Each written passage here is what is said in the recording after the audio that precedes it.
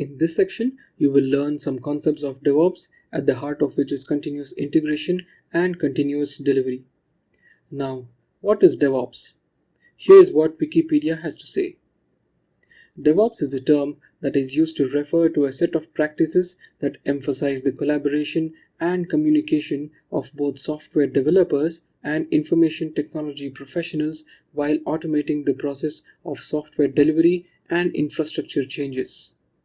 Now, that's quite a mouthful. Let's break it down. First, let's take a look at the process in a standard IT project. It consists of several phases: the design phase, the development phase, the testing phase, the deployment phase, and finally followed by the post-deployment support.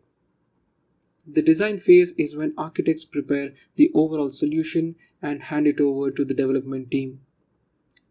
In the development phase, the development team understands the solution and implements it. And from time to time, they check in the code to a central repository. The code is then merged and built periodically. Then the developers manually run some unit tests to ensure that the code merged by all developers does not break any existing functionality or introduce new errors. If it does, then they fix those bugs and recheck in the code to the repository. Finally, they promote the code to a staging or a test environment. In the next phase, the QA or the testing team performs functional tests and then approves the final delivery of the code to production. Once approved, the code is deployed to production in the deployment phase. We now come to the issues that are inherent in this sort of an approach. The code merged by developers is manual.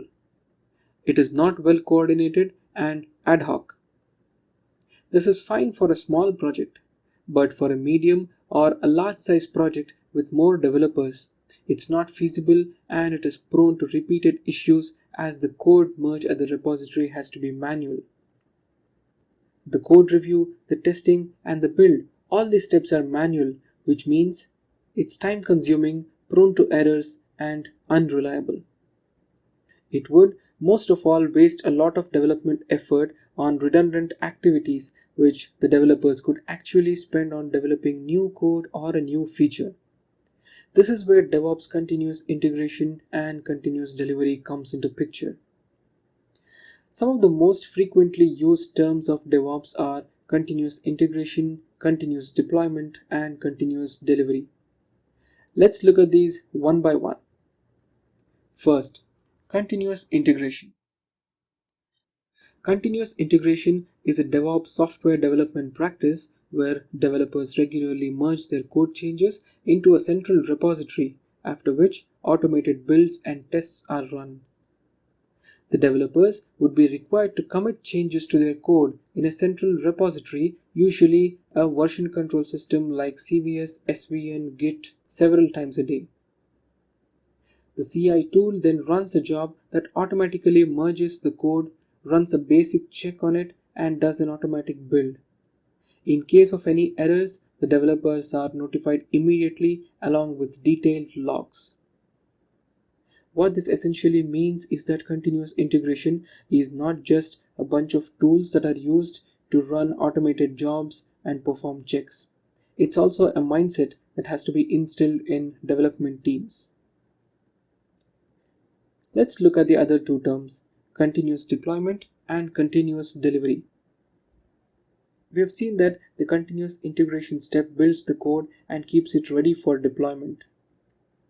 The continuous deployment step then automatically deploys the code to a higher environment, usually a test environment for QA analysis and for functional and system tests to be run.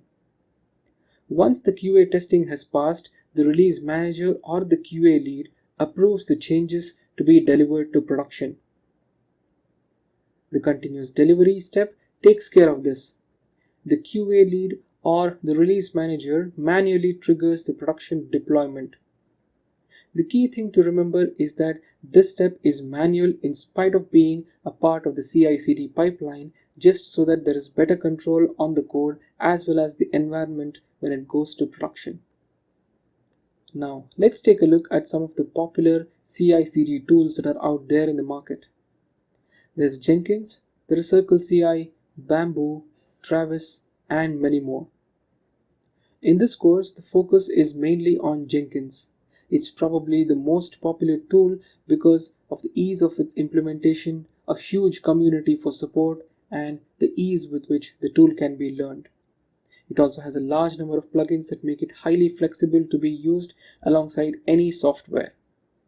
Let's take a deep dive into it in the coming lectures. So, see you there.